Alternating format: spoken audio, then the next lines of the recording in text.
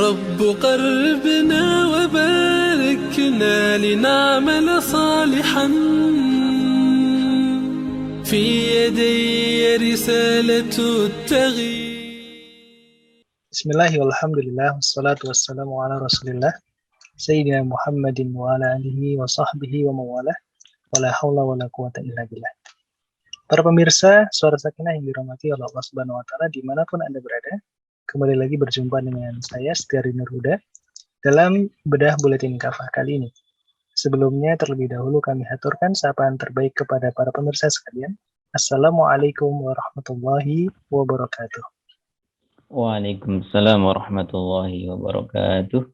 Baik, para pemirsa sekalian, baik yang mengikuti forum melalui ruang Zoom meeting ini, maupun melalui Instagram TV nantinya, atau melalui media partner kami nanti ditayangkan siaran ulang di Hidup Berkah Channel. Topik bedah buletin kafah kita kali ini adalah aksi bela Islam wajib terus dilakukan. Lalu sebelumnya kami juga turut mengajak kepada para pemirsa sekalian untuk mendukung kanal kami di Instagram, yaitu akun suara.sakinah, dengan follow, like konten-kontennya, serta share. Semoga aktivitas para pemirsa sekalian dapat menjadi amal jariah yang tiada terputus. Baik, prolog untuk bedah buletin kafah kali ini, para pemirsa. Allah Subhanahu wa Ta'ala telah memerintahkan kita untuk menjadi para penolong agamanya. Allah Subhanahu wa Ta'ala berfirman, A'udzubillahi minasyaitonirrajim. Ya ayyuhalladzina amanu kunu ansarallah. Wahai orang-orang yang beriman, jadilah kalian para penolong agama Allah. Allah berfirman dalam surat As-Saff, surat ke-61 ayat 14. Imam Ibnu Katsir menjelaskan makna ayat tersebut, yakni Allah Subhanahu wa Ta'ala memerintahkan hamba-hambanya yang mukmin agar menjadi penolong agama Allah dalam seluruh keadaan mereka dengan ucapan, perbuatan, jiwa, dan harta mereka. Berkaitan hal tersebut, aksi 212 atau aksi bela Islam pada bulan Desember tahun 2016 lalu dan beberapa jilid setelahnya telah menunjukkan bahwa umat Islam ternyata dapat bersatu, sekaligus masih memiliki vitalitas yang luar biasa untuk membela agamanya. Lantas kemudian bagaimana agar aksi-aksi yang semisal itu sebagai wujud menolong agama Allah tersebut dapat terus digelorakan di tengah umat? Kemudian hal-hal apa saja yang kemudian menjadi topik yang krusial hari ini untuk diangkat di tengah-tengah umat ini? Karena itulah, insya Allah kita kajian Suara Sakinah, program bedah buletin kafah kali ini, hadir untuk mengulasnya lebih lanjut. Dan alhamdulillah telah hadir narasumber kita, Al-Ustadz Syekh dan Zuhri, Hafidhullah Ta'ala. Alhamdulillah beliau sudah hadir, kita akan sapa terlebih dahulu. Assalamualaikum Ustadz Syekhuddin. Waalaikumsalam warahmatullahi wabarakatuh. Alhamdulillah. Bagaimana kabarnya, Ustaz? Alhamdulillah baik. Antum gimana? Alhamdulillah, Ustaz. Ini di rumah saja atau di mana, Ustaz? Ya, di rumah saja ini. Insyaallah. Baiti janati, Ustaz. Baik, pemirsa sekalian, insyaallah beliau telah siap ya untuk berbagi tentang topik ini dalam rangka memberikan kelapangan dan keluangan bagi beliau untuk menyampaikan pemaparannya. Langsung saja kami aturkan kepada Ustadz Syekhuddin Zuhri, Hafidhullah Ta'ala. Tafadhol, Ustaz. Baik. Bismillahirrahmanirrahim. Assalamualaikum warahmatullahi ta'ala wabarakatuh. Waalaikumsalam warahmatullahi wabarakatuh. Innal hamdalillah nahmaduhu wa nasta'inuhu wa nastaghfiruh wa na'udzu billahi min shururi anfusina wa min sayyiati a'malina. May yahdihillahu fala mudilla lahu wa may yudlil fala hadiya lahu. Asyhadu an la ilaha illallah wahdahu la syarika lahu wa asyhadu anna sayyidina Muhammadan abduhu wa rasuluhu la nabiyya ba'dah. Allahumma shalli wa sallim wa barik ala sayyidina Muhammadin wa ala alihi wa sahbihi ajma'in. Amma ba'du, qala rabbi shrah li sadri wa yassir li amri wa hlul 'uqdatam min lisani yafqahu qawli. Rabbi zidna ilman nafi'a warzuqna fahman sahiha. Rabbi yassir wa la tu'asir. Rabbi tamim bil khair. Qala ta'ala fi kitabil karim, a'udzu billahi minasy syaithanir rajim. Bismillahirrahmanirrahim. Ya ayyuhalladzina amanu taqullaha haqqa tuqatih wa la tamutunna illa wa antum muslimun. Wa qala ta'ala ya ayyuhalladzina amanu in tansurullaha yansurkum wa yutsabbit aqdamakum. Wa qala Rasulullah sallallahu alaihi wasallam ittaqillaha haitsu ma kunta wa atbi'is sayyi'atal hasanata tamhuha wa khaliqin nas bi khuluqin hasanin. Shadaqallahul azim wa shadaqana nabiyil karim. Para pemirsa Suara Sakinah yang dirahmati Allah Subhanahu wa taala, alhamdulillah, mari tak henti-hentinya kita mensyukuri nikmat Allah Subhanahu wa taala pada kesempatan kali ini. Allah masih memberikan nikmatul iman wal Islam. Wabil khusus kita masih diberi kesehatan, kesempatan oleh Allah Subhanahu wa taala untuk melaksanakan berbagai aktivitas kewajiban khususnya dan beramal soleh pada umumnya. Mudah-mudahan seluruh amaliyah ibadah kita senantiasa tercatat dan dicatat oleh Allah Subhanahu wa taala, dan kelak di yaumil hisab diperhitungkan sebagai amal yang memperberat kebaikan kita di yaumil mizan. Allahumma amin ya rabbal alamin. Dua kalinya salawat dan salam tak lupa kita sampaikan kepada baginda Nabi Muhammad sallallahu alaihi wasallam, suri tauladan terbaik yang wajib kita contoh dalam berperilaku, bersikap, bertindak tanduk. Kita harus mengikuti beliau, baik dari aspek yang paling kecil, sederhana di lingkungan keluarga, pribadi, keluarga, kemudian masyarakat berbangsa dan bernegara. Mudah-mudahan kita semua termasuk bagian dari umatnya, dan kita diakui sebagai umatnya kelak di yaumil qiyamah. Allahumma amin ya rabbal alamin.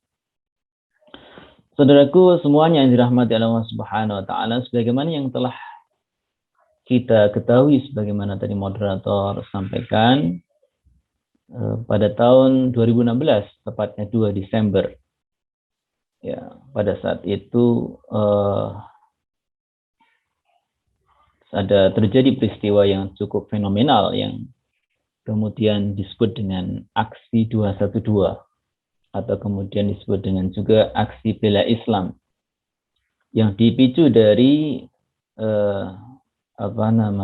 pelanggaran atau pelecehan terhadap surat Al-Maidah ayat 51 khususnya, yang kemudian memicu ghirah umat Islam untuk kemudian membela agamanya, memicu seluruh lapisan umat Islam, bahkan mungkin lintas mazhab barangkali begitu juga, atau lintas golongan, yang kemudian terjadi pada 2 Desember 2016. Dan aksi tersebut berjalan dengan lancar tanpa ada, bahkan ada yang menyebut rumput pun tidak tidak rusak, ya. Itu gambarannya, saking damainya. Nah, aksi-aksi tersebut, ya, aksi bela Islam, aksi 212, yang pada saat itu kurang lebih konon terhitung 7 juta orang berkumpul di tempat itu, ya, di Monas pada saat itu, ya. Bahkan kemudian juga melibatkan saudara kita yang lain, ya, non muslim misalnya, dan bahkan pada saat itu pula juga dihadiri oleh pemimpin negara, oleh beberapa pimpinan negara yang kemudian menyempatkan hadir kala itu di hari Jumat kalau tidak salah, dan ada khutbah Jumat dan seterusnya. Umat Islam bersatu, umat Islam kemudian dapat bersama-sama menyuarakan aspirasinya, menyuarakan ungkapan hatinya, ungkapan pemikirannya dalam wujud aksi damai. Nah, tentu aktivitas-aktivitas semacamnya ini bukan berhenti pada satu titik, ya, bukan berhenti pada satu momen, bukan berhenti pada satu peristiwa besar, ya, bukan berhenti pada saat adanya semacam tekanan atau penghinaan, kalau kala itu ada pelecehan terhadap ayat Al-Quran. Bukan berhenti pada satu momen titik tertentu itu saja. tetapi kalah harus lebih hebat lagi aksi-aksi tersebut, ya harus kemudian tetap dilestarikan, dilanjutkan, bahkan diperjuangkan terus, ya harus dilanjutkan.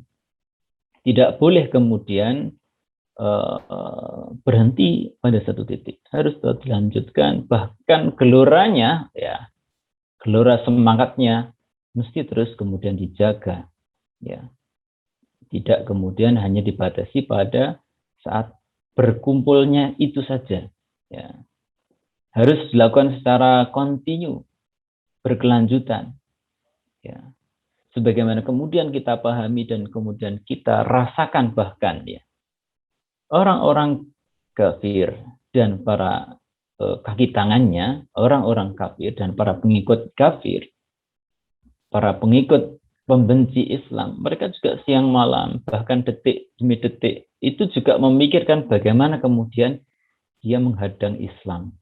Bagaimana mereka kemudian mencari cara, mencari taktik, mencari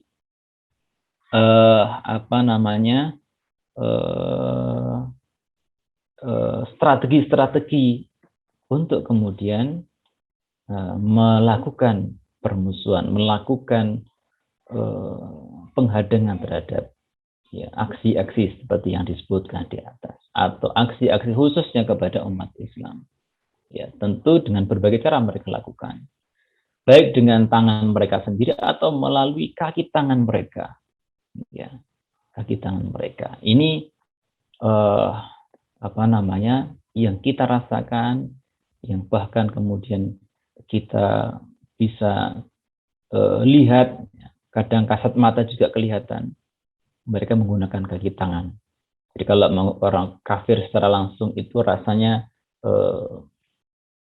tidak tampak secara kasat mata, tetapi kalau kemudian dengan kaki tangan mereka, nah sekarang ini strategi mereka dengan kaki tangan mereka. Mereka tidak akan berhenti memusuhi Islam dan kaum muslimin. Bahkan mereka baru puas barangkali ketika umat Islam itu kembali kepada kekafiran, sampai seperti itu. Ya. Hal ini diingatkan, ya, bagaimana firman Allah Subhanahu wa taala, "Wala yazaluna yuqatilunakum hatta yaruddukum an dinikum in istata'u."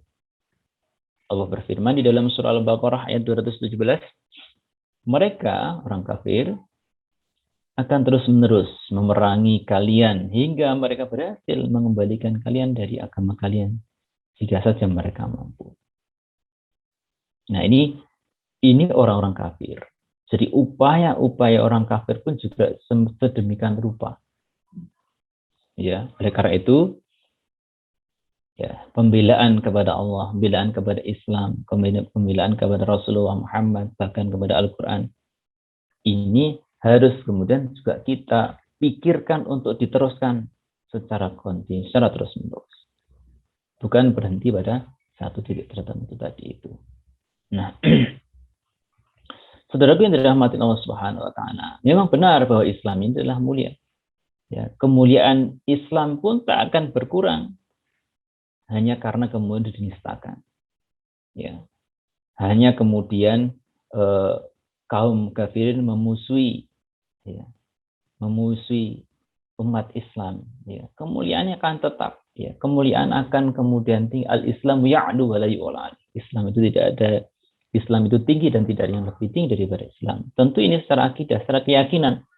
Umat Islam harus yakin, kita semua harus yakin bahwasanya Islam itu ya, mau diserang kayak pun secara akidah, secara keyakinan, nah itu adalah akan tetap mulia, akan tetap tinggi. Al-Islamu ya'lu wa la yu'la. Namun tentu bagaimana kemudian kita sebagai kaum muslimin, sebagai hamba Allah yang beriman, sebagai hamba Allah yang punya keyakinan terhadap syariat Islam, terhadap hukum Islam, ya, maka membela dan menjaga kemuliaan itu adalah sebuah keniscayaan, sebuah upaya dari perwujudan keimanan kita. Ya, tidak cukup hanya sekedar iman yakin, tetapi kemudian diwujudkan dengan pembelaannya, ketika umat Islam, ketika Allah Subhanahu wa taala, ketika Al-Qur'anul Karim, ketika Rasulullah kemudian dilecehkan oleh orang-orang yang membenci Islam. Ya. Tentu kemudian keliru jika keyakinan akan kemuliaan Islam ini menghalang kita untuk menjaga atau mencukupkan, ya sudahlah pokoknya aku yakin, saya yakin terhadap Islam. Misalnya nggak perlu dibela-bela, katanya ada ungkapan-ungkapan seperti itu. Ya, memang sekali lagi memang betul bahwa Islam adalah mulia, Islam itu tinggi. Ya. Itu secara keyakinan, iya oke. Tapi secara wujud dari keyakinan kita, keimanan kita, ya ini adalah pembelaan atau penjagaan terhadap Allah Subhanahu wa taala, terhadap Rasulnya, kitabnya, dan hukum Islam secara umum. Sebagaimana Allah tegaskan, ya ayyuhalladzina amanu kunu ansarallah. Ya, wahai orang-orang yang beriman, jadilah kalian para penolong agama Allah. Ya.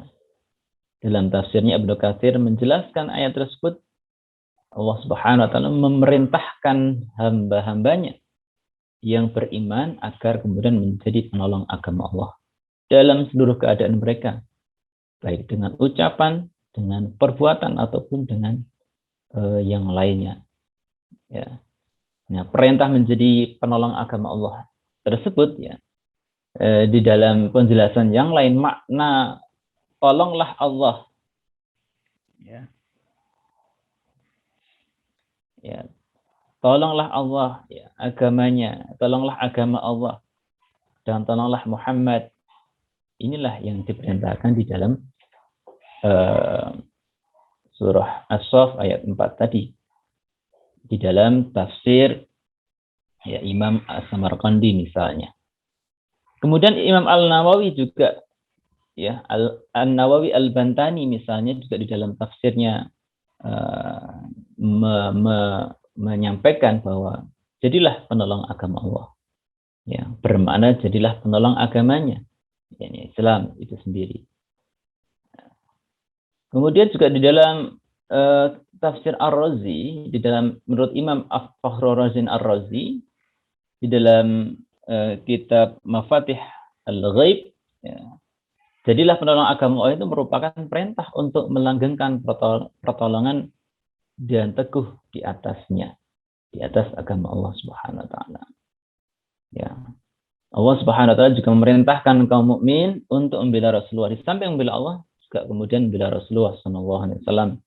Misalnya di dalam surah Al-Fat ayat 8 sampai dengan 9 Allah berfirman, sungguh kami telah mengutus kamu sebagai saksi, pembawa berita gembira dan pemberi peringatan supaya kalian mengimani Allah dan Rasul-Nya sekaligus mendukung dan memuliakan Dia. Ini perintah terkait dengan membela Rasulullah SAW.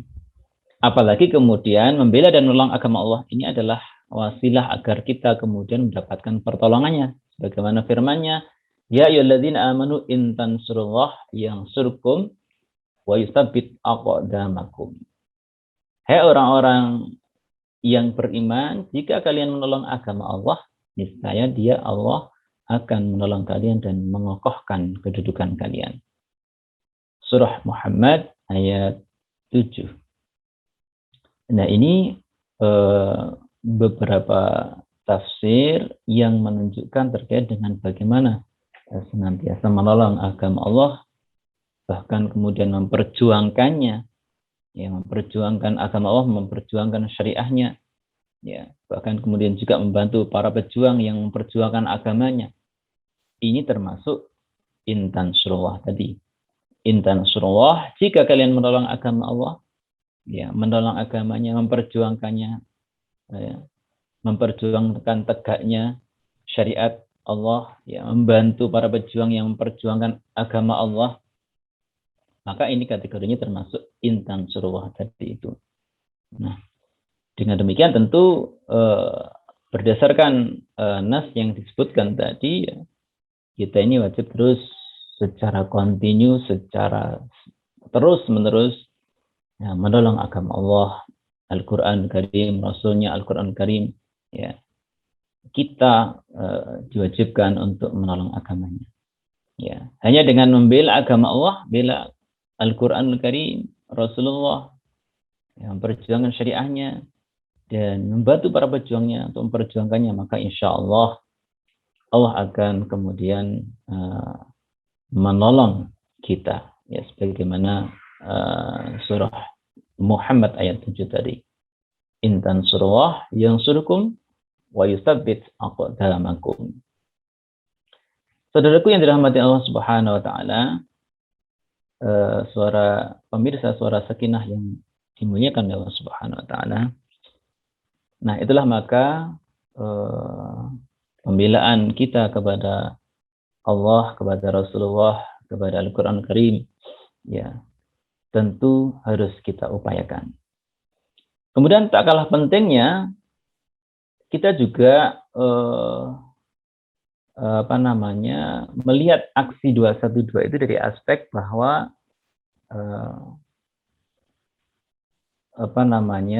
ketika ada pelecehan Al-Quran baru timbul, misalkan, ya, dalam sejarah tadi itu. Ketika terjadi pelecehan terhadap Al-Maidah 51 baru kemudian lahir aksi tersebut. Nah, tentu hal ini semestinya terus tetap dilanjutkan meski tidak ada pelecehan tadi, misalnya meski tidak ada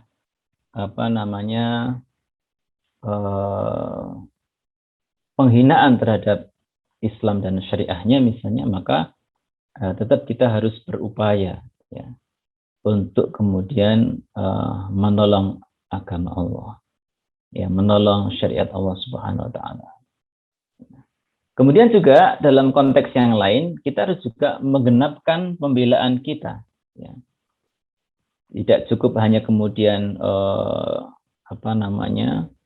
bangkit dengan aksi, dengan, ya, semacam aksi tadi, aksi bela tadi itu, tetapi kemudian kita juga harus berupaya ketika Al-Quranul Karim yang tentu di dalam Al-Quran ini berisi hukum-hukum, berisi ayat-ayat terkait dengan ayat hukum yang harus kemudian diupayakan untuk diterapkan. Oleh karenanya tidak cukup hanya sekedar kemudian melakukan aksi, ya, semacam aksi 212 atau aksi bela Islam, sementara ketika pada saat yang bersamaan pula Al-Quran tidak kemudian diupayakan untuk diterapkan. Ya, kita khawatir kalau kemudian kita hanya sekedar terusik, ya, ketika Al-Quran dihinakan tapi kita tidak berupaya memperjuangkannya, maka kita terkategori sebagai mahjuro, kata Allah di dalam Al-Furqan ayat 30 misalnya. Suatu saat ketika itu di dalam ayat Quran ini Rasulullah mengatakan, ya, wa qala rasulu ya Rabbi inna qaumi ittakhadhu hadzal Qur'ana mahjura. Ya, berkatalah Rasul, Tuhanku, sungguh kaumku telah menjadikan Al-Quran ini sebagai mahjura, ya, sebagai sesuatu yang dicampakkan, ya, sebagai sesuatu yang diabaikan, ya. Maka kesadaran, ya, akan sikap yang mahjur tadi itu, ya, itu harus kemudian ditumbuhkan. Tidak boleh hanya kemudian sekedar Al-Quran sekedar kemudian untuk dibaca, kemudian untuk dipelajari saja tanpa ada diperjuangkan, diaplikasikan, ya. Karena itulah maka ketika umat Islam, ketika kaum muslimin bangkit hanya sekedar, ya, hanya sekedar ada penghinaan, ada pelecehan terhadap Al-Quran baru bangkit, maka kita harus tetap teruskan, harus dijaga maksudnya, ya, dijaga semangatnya tadi itu agar supaya kemudian nanti terus berlanjut, ya. Tidak hanya tadi terusik tadi, tetapi ada upaya, ada kesadaran, ya, ada kesadaran untuk kemudian juga memperjuangkan hukum-hukum di dalam Al-Quran Karim, untuk kemudian mengambil hukum-hukum dan menerapkan Al-Quran tadi itu. Ya, kesadaran ini penting agar supaya apa, umat Islam tidak hanya sekedar nunggu momen tadi itu, tidak hanya sekedar menunggu momentum untuk kemudian bangkit melakukan aksi terhadap Islam itu sendiri. Ya, aksi bela Islam tadi itu. Ya. Kita semuanya diperintahkan, ya, untuk memutus segala apa yang kita lakukan, apa yang kemudian kita kerjakan ini harus kembali kepada Al-Quran, kembali kepada hukum Allah Subhanahu wa Ta'ala. Dan itu semua terus tercantum, termaktub di dalam Al-Quran Karim. Ya. Dan perintahnya kepada kita, ya, berhukum kita harus kepada hukum Allah Subhanahu wa Ta'ala yang tercantum di dalam Al-Quran Karim. Sebagaimana Allah berfirman, wa anihkum bainahum bima anzalallah wa la tattabi' ahwa'ahum. Hukumilah mereka berdasarkan wahyu yang telah Allah turunkan kepada kamu, dan janganlah kemudian kamu mengikuti hawa nafsu mereka. Nah, perintah ini memang secara umum, ya, perintah ini umum, ya, yang juga merupakan perintah kepada seluruh umat Islam. Ya, secara khusus Allah memerintahkan kemudian penguasa hakim, ya, penguasa, untuk kemudian memutus segala perkara dan dengan hukum-hukum Allah Subhanahu wa Ta'ala. Allah pun juga mensifati di dalam ayat tadi itu penguasa yang tidak memutuskan perkara dengan hukum Allah sebagai penguasa yang zalim, ya, di dalam Al-Maidah 45 misalnya. Atau ada yang menyebutnya fasik, atau ada yang menyebutnya kemudian termasuk bisa kafir. Nah, ala kulli hal, ya, kesadaran bagi umat Islam, kaum muslimin, untuk kemudian melakukan aksi membela Islam, aksi bela Allah Subhanahu wa Ta'ala, aksi bela Al-Quran, ini harus sekali lagi terus bergelora, ya, bahkan menjadi denyut jantung kita mestinya, ya, agar supaya kemudian terus disadarkan bagi orang-orang yang mungkin saja belum menyadari, ya, belum menyadari akan kemudian pentingnya pembelaan terhadap hukum Allah Subhanahu wa Ta'ala, termasuk kemudian memperjuangkannya di dalam kehidupan kita, menerapkannya di dalam setiap aktivitas hidup kita, di dalam aktivitas keseharian kita, ya, baik dalam aktivitas pribadi, baik dalam aktivitas kalau boleh dikatakan mulai dari sosial, budaya, ya, ekonomi, dan seterusnya, semuanya dituntun, diatur dengan hukum Allah Subhanahu wa Ta'ala, dengan syariat Allah Subhanahu wa Ta'ala. Dan itu kewajiban kita seluruhnya. Bukan hanya kewajiban 1-2 orang saja. Bukan hanya kewajiban para tokoh, para ulama, ya, misalnya para kiai atau para pemimpin, tapi seluruh umat Islam harus memiliki kesadaran penuh untuk kemudian memuliakan Islam, untuk kemudian membela Islam, untuk kemudian membela Al-Quran, membela Rasulullah Muhammad SAW, dan kemudian sekaligus mewujudkan atau memperjuangkan hukum-hukum yang ada di dalam Al-Quran Karim di dalam kancah kehidupan kita. Dan marilah kita semua tentunya berharap dan sama-sama berupaya menyampaikan, menunjukkan kepada yang lain agar supaya kemudian timbul kesadaran terhadap Islam dan syariahnya, Islam dan hukum-hukumnya, agar supaya kemudian Islam ini bisa diterapkan, bisa diwujudkan di dalam kehidupan kita. Itu barangkali mukadimah dari saya. Ada yang mungkin nanti kita bisa diskusikan pada kesempatan berikutnya. Wallahu a'lam bishawab. Saya kembalikan kepada saudara moderator.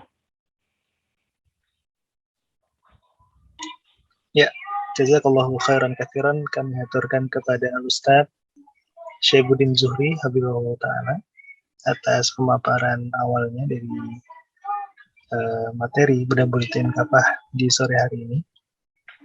Kami haturkan pada para pemirsa sekalian yang hadir khususnya di forum Zoom meeting ini untuk mengajukan pertanyaan baik melalui kolom chat maupun melalui lisan. Mungkin yang melalui lisan bisa raise hand terlebih dahulu. Masya Allah, Ustaz, ini kita masuk di sesi tanya jawab ya. Jadi tadi dari yang Ustaz Syaifuddin sampaikan tadi, ada hal penting yang kemudian saya coba tangkap ya dari keseluruhan pemaparan tadi, bahwa untuk bisa menjadi seorang muslim atau mukmin yang ideal yang kemudian Allah terangkan di dalam Al-Quran itu, ternyata kita memang harus memahami setidaknya dua hal tadi ya, kalau berkaitan dengan topik membela Islam ini, yakni kesadaran bahwa kaum muslimin itu punya tanggung jawab terhadap agamanya. Setiap kaum muslimin itu punya tanggung jawab kepada agamanya. Ini bagian yang pertama. Kemudian bagian yang kedua adalah kesadaran bahwa hari ini masih banyak aspek di dalam Islam itu yang kemudian perlu dibela. Nah, tampaknya tanpa dua hal itu ya, kesadaran bahwa setiap kita membawa tanggung jawab dan bahwa hari ini itu masih banyak aspek yang kemudian harus dibela dari Islam ini, tampaknya untuk mencapai kondisi mukmin yang ideal itu masih belum bisa. Nah, selaras dengan pemahaman itu, Ustadz, dari saya pribadi ada pertanyaan. Apakah kemudian yang harus dilakukan ya, untuk mencapai keimanan yang ideal di hari ini, Ustadz, untuk kemudian mengajak saudara-saudara kita tadi memiliki dua kesadaran tadi, kesadaran bahwa setiap kita memikul tanggung jawab dan bahwa saat ini tuh masih banyak sebetulnya yang harus dibela gitu. Mungkin Ustaz, caranya untuk mengajak kawan-kawan kita semua. Silakan. Baik, bismillahirrahmanirrahim. Kita sadari bersama bahwa memang saat ini kondisi umat Islam itu secara umum ya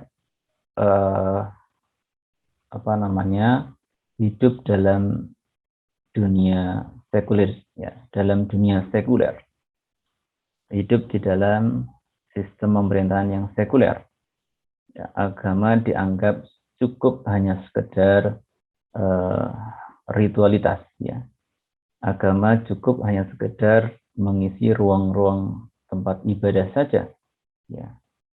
Ini kenyataan ya. Jadi kenyataan di lapangan memang umat Islam secara umum hidup dalam dunia seperti itu. Sehingga apa? Yang terjadi umat Islam secara umum pula mencukupkan diri untuk sekedar kemudian melakukan ibadah ritual saja. Artinya ibadah ritual ini di dalam aspek-aspek non-ritual itu tidak menganggap itu ada Islam. Ada syariah Islam, ada hukum Islam yang mengaturnya. Nah ini yang terjadi. Sehingga apa? Ketika ada semacam penghinaan terhadap salah satu dari hukum Islam misalnya, maka dia kurang atau bahkan tidak menyadari hal itu. Ini memang cukup berdampak terhadap kondisi umat Islam hari ini, sehingga mereka semacam apatis ya. Pokoknya saya sholat saja sudah cukup, pokoknya saya zakat sudah, pokoknya saya haji saya sudah. Nah oleh karena itu memang bagaimana agar kemudian mengupayakan mereka agar memiliki kesadaran, maka kita harus berupaya untuk memberikan pemahaman yang benar terhadap Islam itu sendiri. Ya, artinya apa? Kembali kepada tadi bahwa Islam itu tidak hanya sekedar mengatur masalah ritual. Ya. Jadi akidah Islam itu tidak hanya sekedar akidah yang sifatnya ritualitas. Tetapi juga ada akidah yang bersifat sia-sia ya. Ya, tidak hanya sekedar masalah-masalah yang sifatnya ritual. Nah, ini memang harus dibangun ya, mulai sejak dini atau mulai mendasar kepada saudara-saudara kita, kepada umat ini. Ya, jadi memberikan pemahaman kepada umat Islam bahwa Islam itu tidak hanya sekedar mengatur masalah ritualitas, tetapi juga Islam mengatur masalah ekonomi, ya, masalah pemerintahan, masalah politik, masalah pendidikan dan lain sebagainya. Ya, ini diatur di dalam Islam. Ya, tentu Rasulullah SAW ketika dakwah mulai awal dakwah di Mekah sampai kemudian Madinah, Rasulullah tidak hanya menyentuh masalah ibadah ritualitas saja, tetapi juga Rasulullah menyampaikan kepada umat, kepada masyarakat ketika itu, ya, juga terkait dengan masalah-masalah yang lain, terkait dengan perdagangan, ekonomi, ya, terkait masalah politik dan sebagainya. Ini yang saat ini memang belum banyak disadari oleh kaum muslimin, ya, secara lebih umum, ya. Oleh karena itu memang, ya, di antara caranya kita menyampaikan, ya, kita ajak mereka untuk berpikir, ya, kita ajak mereka untuk kemudian bagaimana sebenarnya umat Islam itu harusnya. Kita sampaikan, ya, kepada mereka terkait dengan hal tersebut. Ya. Kita berupaya membangun cara berpikir, ya, cara berpikir yang benar, ya. Bahwa Islam itu tidak hanya sekedar ritualitas, bahwa Islam itu tidak hanya sekedar mengurusi masalah ibadah saja. Itu yang penting, ya. Karena banyakkan mereka, ya, itu tadi mencukupkan, ya, saya KTP saya Islam, ya sudah, pokoknya saya sholat, ya, seolah-olah itu menjadi aman bagi mereka. Nah, ini yang belum atau tidak disadari. Maka harus kemudian kita bangun, gugah kesadarannya, ya, agar supaya kemudian memahami Islam itu secara totalitas, secara kafah bahasanya begitu, ya, secara keseluruhan. Ya, memang, ya, dari hal yang sederhana, Ya, jadi kalau kemudian ini kita contohkan nih, kalau ekonomi tidak diatur dengan Islam, ya seperti sekarang ini misalnya, ya. Misalnya, kalau kemudian kondisi sosial ini tidak diatur dengan Islam, ya apa yang terjadi sekarang? Ya, budaya-budaya liberal, budaya-budaya permisif, ya, ekonomi liberal, ya, bahkan sampai menyerang di ranah pendidikan, ya. Beberapa saat yang lalu pernah juga diungkap tentang peraturan yang kemudian justru melegalkan, dalam tanda petik, melegalkan seks bebas di kalangan pendidikan, di kampus dan sejenisnya. Nah, ini memang juga merupakan dampak, ya, dari ketika umat Islam nggak mau memikirkan masalah itu atau tidak sadar tentang hal itu. Nah, ini yang harus kita bangun. Itu salah satu contoh. Contoh yang lain juga, misalnya kita bangun kesadaran bagaimana kemudian ketika pengaturan urusan umat, ya, politik itu tidak diatur dengan Islam misalnya, maka apa yang terjadi, misalnya perilaku korupsi itu seolah menjadi tradisi, ya, koruptor seolah dibanggakan, ya, itu yang terjadi, ya. Orang kemudian terbukti korupsi berkali-kali juga merasa tidak bersalah atau bahkan merasa tidak menjadi sesuatu yang hina. Ini namanya, ini juga dampak dari sistem politik yang ada, misalkan. Ini yang kita harus bangun. Jadi kita mulai tunjukkan contoh-contoh saja yang bisa dirasakan, kemudian kita bumbui dengan Islam itu bagaimana, agar supaya mereka juga mulai menyadari hal itu, ya. Begitu, wa'alam bishawab. Ya, Masya Allah, sudah cukup terbuka, ya, benang merah dari 2 poin tadi, Ustaz. Alhamdulillah. Mungkin satu sisi yang tadi belum terbuka, Ustaz, terkait dengan bahwa masing-masing kita sebagai umat Islam itu sebetulnya membawa tanggung jawab terhadap agamanya. Bahwa ini bukan hanya tugasnya, misalnya si A misalnya, karena dia sudah diulamakan misalnya, ini bukan hanya tanggung jawab si B misalnya, karena dia sudah punya pondok pesantren segala macam. Ini bagaimana Ustaz memberikan pemahaman ini? Baik. Bismillah. Memberikan kesadaran bahwa semua manusia yang terlahir sebagai mukallaf sudah terbebani hukum, maka semua hukum-hukum itu berlaku sama, ya, secara umum, ya, berlaku sama bagi setiap manusia yang mukallaf, yang sudah terbebani hukum, sudah akil balik, ya, mulai akil balik, maka dia terbebani hukum yang sama. Kewajiban-kewajibannya pun sama, ya, tidak dibedakan. Ya, tidak dibedakan. Dia Muslim, ya, akil balik, berakal, maka tanggung jawabnya sama.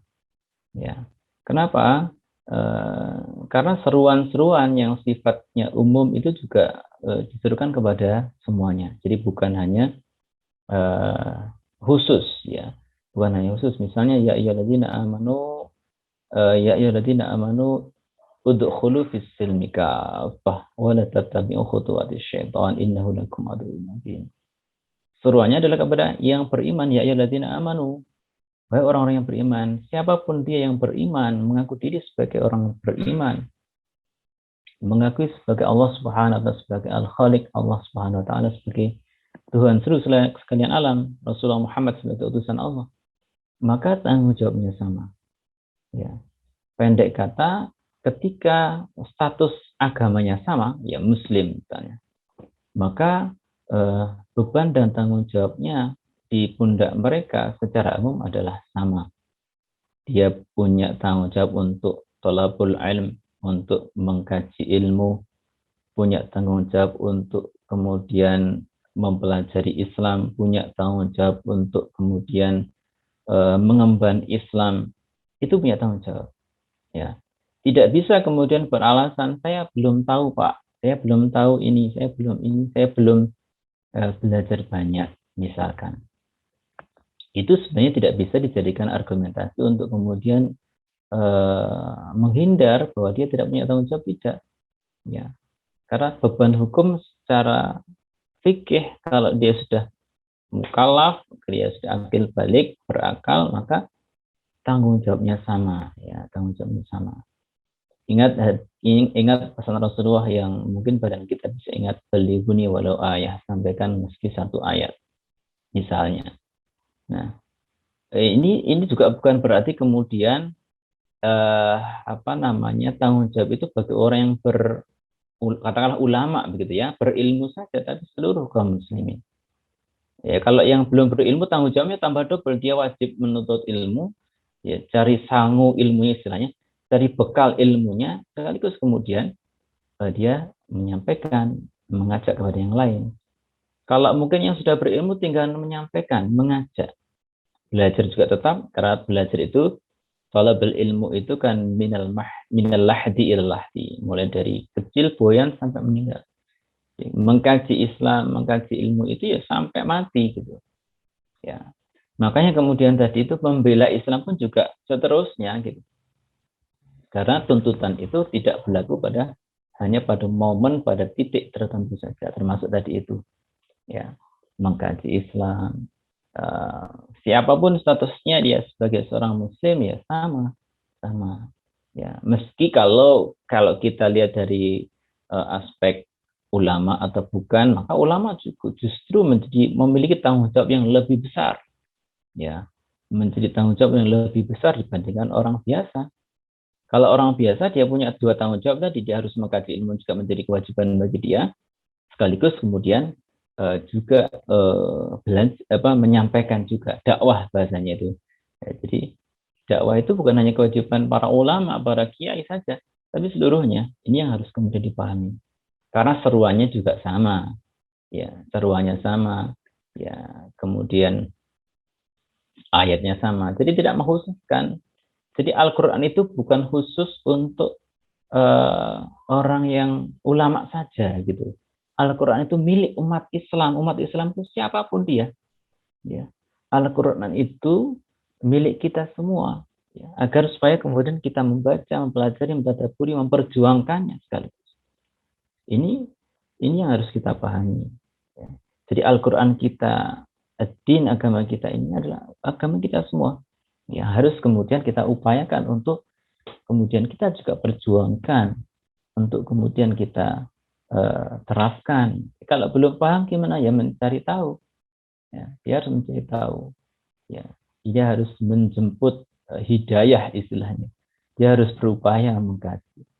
Jadi tidak boleh kemudian mencukupkan pada satu titik tertentu. Misalnya gak ngerti ya sudah aku tak gak ngerti saja misalnya.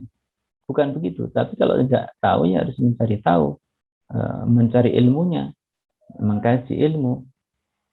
Ya, jangan kemudian berlindung di balik kata saya ini orang biasa, tidak begitu ya. Mestinya tidak begitu ya. Karena tanggung jawab itu adalah sama semuanya. Wa'alam bishawab seperti Ustaz. Allah, jazakallahu khairan katsiran. Kami aturkan kepada Al-Ustaz Syaifuddin Zuhri hafizahullah taala. Demikian ya pemirsa, bahwa bagi setiap mukallaf di dalam Islam ini mendapatkan tanggung jawab yang sama, gitu ya. Sehingga untuk aktivitas pembelaan Islam itu sebetulnya mengena pada setiap kita, gitu ya, dengan kapasitas kita masing-masing. Mungkin itu yang bisa kita hadirkan pada para pemirsa sekalian. Tapi ini alhamdulillah ada satu pertanyaan Ustaz, kita berikan kesempatan kepada hadirin yang menanyakan lewat chat ini Ustaz, atas nama Immanuel David ya.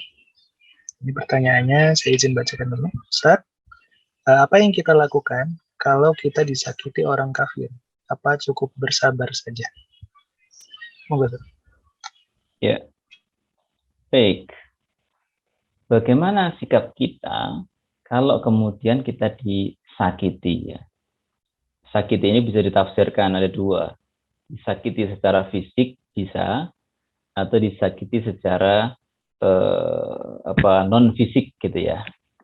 Maka sikap kita tentu berbeda. Dalam konteks disakiti secara fisik, misalnya kita ini pas jalan-jalan, ada orang kafir kita menyerang kita misalnya, menyakiti secara fisik gitu ya.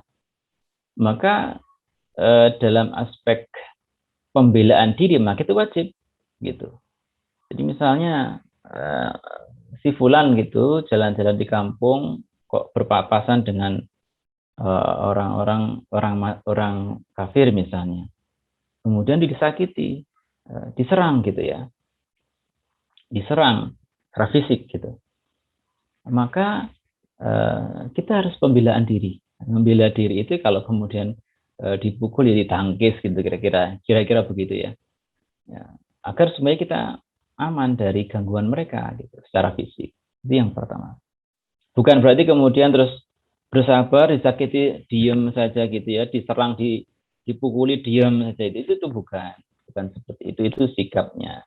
Ya, jadi kalau kemudian itu diserang secara fisik, disakiti, misalnya kemudian dipukul tadi contohnya ya, maka kita harus melakukan pembelaan diri. Dan pembelaan diri dalam konteks peristiwa seperti itu, maka itu justru wajib. Ya, bukan kemudian malah diam ataupun opsi yang lain gitu ya. Kalau kemudian diserang. Kemudian yang kedua, kalau sifatnya penghinaan secara non fisik, misalnya diomelin gitu ya, misalnya diomeli atau dihina secara fisik kita misalnya, ya, maka ini harus kemudian juga dipilah. Ya. Kalau kemudian penghinaan seseorang, orang kafir khususnya, itu kepada kita, ya, kepada person kita, kepada jiwa kita, kepada orang ya, pada kita, maka perlu kemudian kita ajak diskusi lah ya, ajak diskusi mereka. Ya, ini maksudnya gimana gitu kira-kira? Anda menyebut saya begini begitu, menghina saya, ini maksudnya gimana? Ya, apakah memang karena kesengajaan, ada unsur kesengajaan atau unsur yang lain gitu. Ya, kalau unsur kesengajaan ya kita tetap harus berontak juga, tetapi bukan berarti kemudian kita harus menyerang juga secara fisik atau ganti ganti mengomeli juga gitu bahasanya, atau ganti menghina mereka juga. Ya, tidak seperti itu. Ya, sikap kita ya dalam diri kita juga merasa benci, ya artinya benci itu ya membela diri, tapi tidak berarti kemudian kita menyerang secara fisik. Ya. Kita diomeli itu, dihina, ya, kemudian langsung menyerangnya. Itu. Nah, maka sikapnya harus kemudian secara bijak, ya tanya dulu atau menyampaikan kepada yang bersangkutan, yaitu maksudnya apa. Kemudian kalau jelas-jelas dia menghina Islam, menghina Rasulullah SAW misalnya, ya maka kalau itu sifatnya karena ketidaktahuan, ya maka ya kita bisa toleransi lah. Ya. Jadi kalau ketidaktahuan, tapi kalau dia karena memang betul-betul berniat untuk menghina, maka kita harus apa ya, menyampaikan kepada mereka. Sekali lagi kita tidak menggunakan cara kekerasan, misalnya ganti mukuli dia, ya tidak seperti itu, ya. Ini harus dibicarakan, harus kemudian didiskusikan juga, ya. Misalnya aksi bela Islam kemarin, misalnya, ini aksi bela Islam itu bukan berarti kemudian, ya kalau mau sebenarnya, kalau umat Islam kalau dengan fisik misalnya pada saat itu, ya bisa itu, ya, cukup mudah itu dengan 7 juta orang misalnya. Tapi tidak begitu tuntunannya. Ya, kita menyerang kepada substansinya, kepada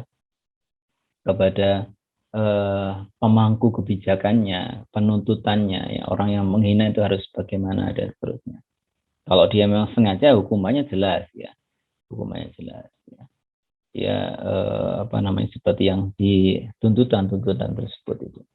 Ya, maka itu harus dilihat dulu, ya, tidak serta-merta begitu, ya, tidak serta-merta. Apalagi dia memiliki pengaruh politik pada saat itu pimpinan, ya, pada saat itu kalau mungkin orang biasa tidak berdampak apapun, misalnya hanya menghina kita person kita, ya, kita kan juga tidak kemudian sampai kepada apalagi itu tidak dipublis gitu. Kecuali kalau dipublis, ya, publis viral itu lain lagi ceritanya. Itu kan berarti menyangkut orang banyak. Jadi kalau untuk person kita, tadi saya katakan, untuk person kita, maka itu ya cukup bisa berhenti pada diri kita.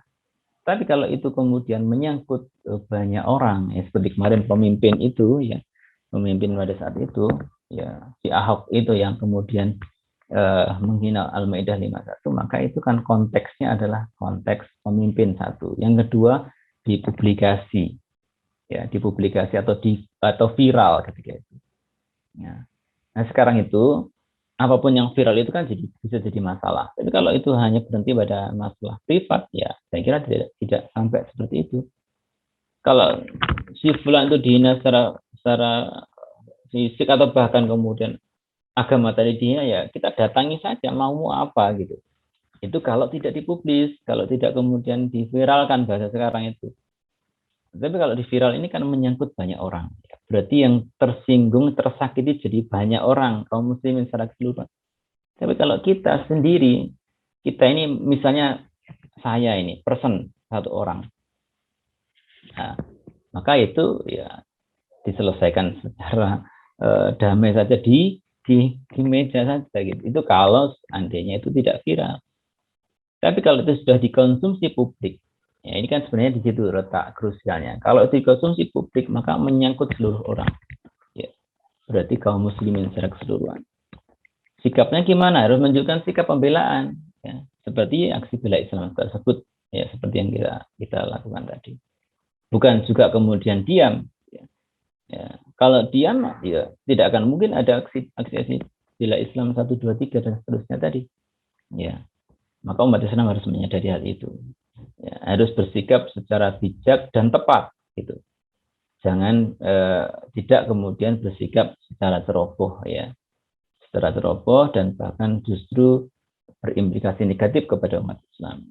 Tapi kalau aksi bela Islam yang kemarin kita bisa lihat itu bukan kemudian justru berdampak negatif, bahkan justru berdampak positif.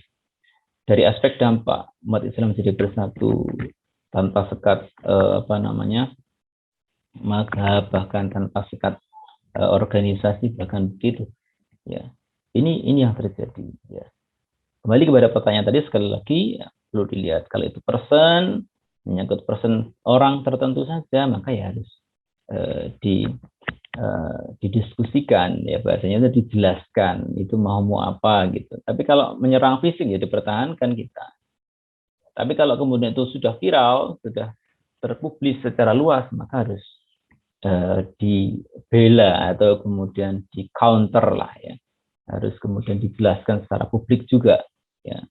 Kalau kemudian secara person kan ya, jadi ini umat Islam kan banyak gitu, tidak hanya 1 orang 2 orang penduduk DKI saja, tapi seluruh umat Islam gitu. Ya, alam iswab begitu Ustaz. Ya, Masya Allah. Jazakallahu khairan katsiran kepada Ustaz Syaifuddin Zuhri Hafizahullah Ta'ala atas jawabannya. Insya Allah cukup menjawab ya, bahwa perlu dipilah-pilah dulu apakah kemudian aktivitas menyakitinya itu secara fisik atau non fisik, kemudian kaitannya dengan personal atau dengan agama kita, seperti yang dijelaskan oleh beliau tadi. Baik Ustaz, alhamdulillah kita sudah sampai di penghujung acara Ustaz. Kami persilakan kepada Ustaz Syaifuddin Zuhri untuk memberikan sepatah 2 patah kata closing statement. Silakan. Baik, para pemirsa yang dirahmati Allah Subhanahu wa taala, agama kita mewajibkan kita akan kemudian membela din kita, Islam kita. Meski kemudian al-Islam ya'lu wa la yu'na alaih. Dan tentu tidak berhenti pada satu titik, harus berkesinambungan, harus berkelanjutan sampai kemudian penghujung hidup kita, insya Allah. Mudah-mudahan kita semua diberi istiqomah di dalam rangka memperjuangkannya, di dalam rangka membela Islam, di dalam rangka berupaya memperjuangkan syariat Allah Subhanahu wa taala. Allahumma amin ya rabbal alamin. Aqulu qouli hadza fastaghfiruhu li wa lakum innahu huwal ghafurur rahim. Jadi saya cukup sekian. Wabillahi taufiq wal hidayah wa ridha wal inayah. Assalamualaikum warahmatullahi wabarakatuh. Waalaikumsalam warahmatullahi wabarakatuh. Semoga Allah berikan kita istiqomah di kata kunci dari beliau. Baik, sekali lagi kami haturkan jazakallahu khairan katsiran kepada Al-Ustaz Syaifuddin Zuhri Hafizahullah Ta'ala atas kesempatan yang kemudian dimanfaatkan untuk memaparkan materi tadi, juga atas ilmu-ilmunya Ustaz.